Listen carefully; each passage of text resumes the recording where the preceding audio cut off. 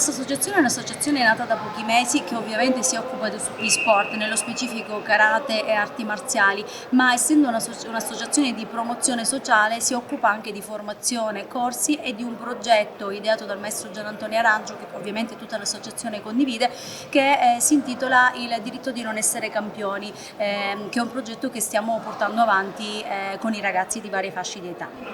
La nostra associazione proprio con questo progetto ha l'obiettivo dell'inclusività, proprio perché questo progetto è rivolto ai ragazzi di varie fasce di età. In questo momento il progetto lo stiamo proponendo alle scuole primarie, ma ovviamente ci auguriamo che possa essere svolto sia su più fasce di età che anche in ambito non scolastico. E questo progetto è un progetto che prevede la stimolazione,